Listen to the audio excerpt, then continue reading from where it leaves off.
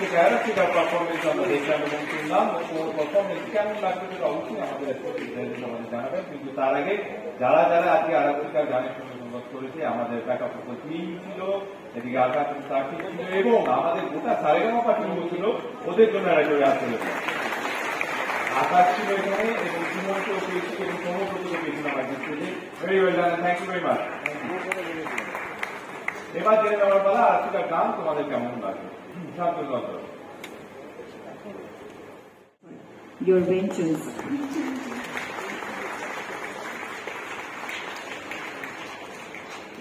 আরাক্ষিতা, আমি তোমাকে গানটা গাওয়ার আগে বলেছিলাম সফটনেস, কিন্তু সফটনেস ডাজন্ট মিন দ্যাট তুমি পুরো প্রেশার আর প্রেজেন্সটাকে ফেলে দেবে। কিশোর কুমার যিনি গানটা অরিজিনালি গানটা গেয়েছিলেন, তিনি খুব সফটলি গেয়েছিলেন, কিন্তু তার প্রেজেন্সটা। আর আরেকটা জিনিস, তোমাদের এই গ্র্যান্ড ফাইনালের প্রেশারে তোমরা সবাই হাসতে ভুলে যাচ্ছ, সবাই তোমরা ব্রিথ করতে ভুলে যাচ্ছ। আমি তোমাকে বারবার গান গাওয়ার সময় নিজে এরকমভাবে দেখাচ্ছিলাম, স্মাইল, পুরো ডায়নামিক্সটা চেঞ্জ হয়ে যাবে। সুরে গাইছো, কিন্তু সারাক্ষণ এই চেয়ারগুলো যে ভয়টা পাওয়াচ্ছে, ওটাই কিন্তু গেম, ওটাই কিন্তু ক্যাচ। ওই চেয়ারটাকে তুমি, আমি বললাম না, আরেকটা কথা বলেছিলাম, সামনে কিছু আছে, এটা ভেবো না গানটা গাওয়ার সময়। Just you yourself and the song.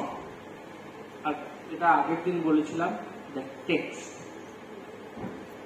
তুমি গানের কথায় গাইছো যে জীবন যেরকম জীবনের নদীর স্রোতের ন্যায় বয়ে যাবে, এখানে কখনো দুঃখ আসবে, কখনো সুখ আসবে, কিন্তু তোমার মাথায় একটা পারফরমেন্সের একটা অ্যাংজাইটি, একটা গোল রিচ করার, আমরা সবাই করি, জ্ঞান দেওয়া যত সহজ, এক্সিকিউট করা ততটাই কঠিন। কিন্তু এক্সিকিউট তো করতে হবে, নয় তো হবে না। তুমি যদি বারবার এই স্টেপে, কিংবা তোমরা যদি বারবার এইভাবে ভয় পেতে থাকো, নিজেদের ওপর এই ওজনগুলো চাপাতে থাকো, এই চেয়ারগুলো ততটাই দূরে যেতে থাকো।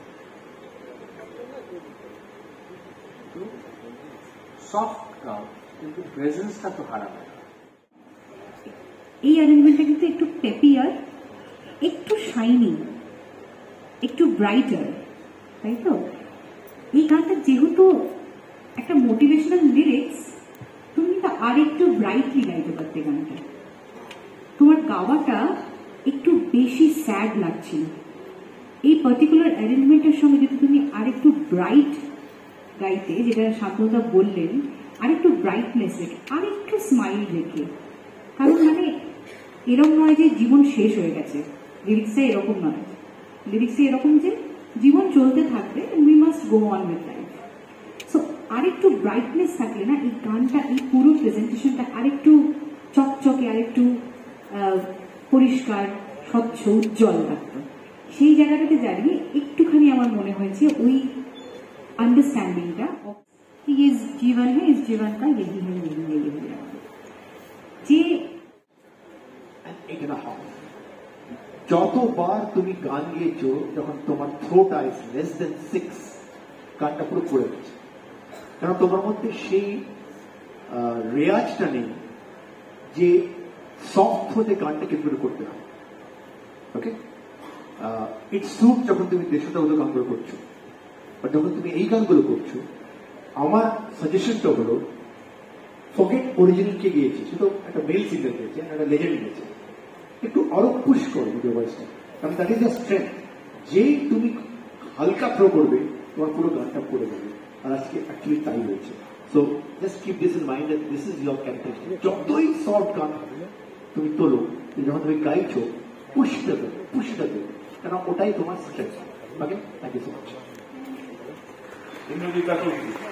আমি একটু বলি, এই গানটা পার্টিকুলারলি আরাধিকা এই ধরনের গান আমি যতটুকু মনে আছে, আমার ওপরে ধায়ের উপরে আর নখ নেই, তো ওপরে যদি একটা মিড অক্টেভের ধায়ের পর্যন্ত থাকে, তাহলে তো তোমার আরামসে স্কেলটা তুমি আরেকটু তোমার উঁচু করলেই ব্যাপারটা একটু ব্রাইট হতো।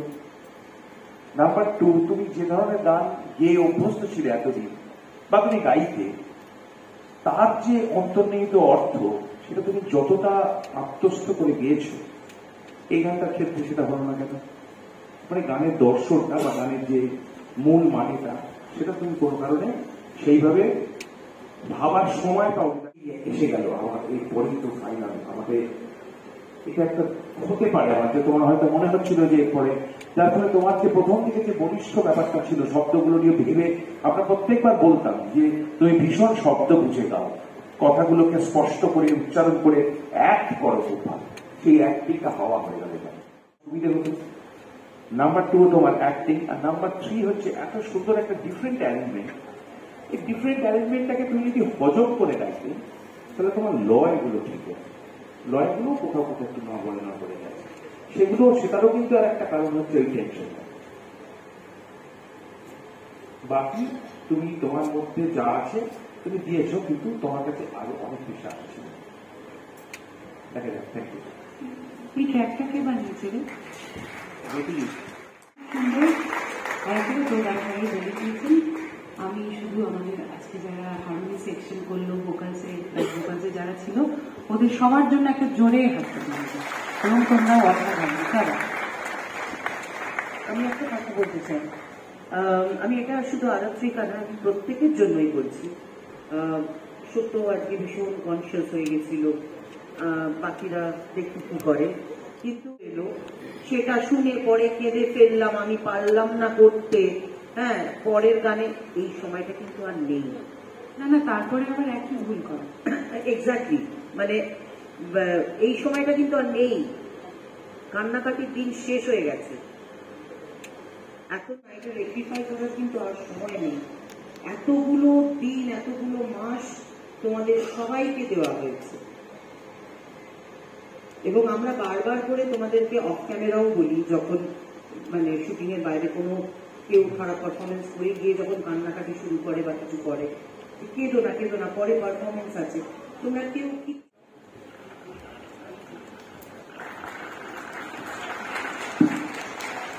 পরিবেশটা ভীষণ কিরকম হয়ে গেছে। আমি সত্যজিৎকে বললাম মুখটা বেগুনের মতো, সবার বেগুনের মতো মুখ হয়ে গেছে, আমার একদম ভালো লাগছে না এরকম।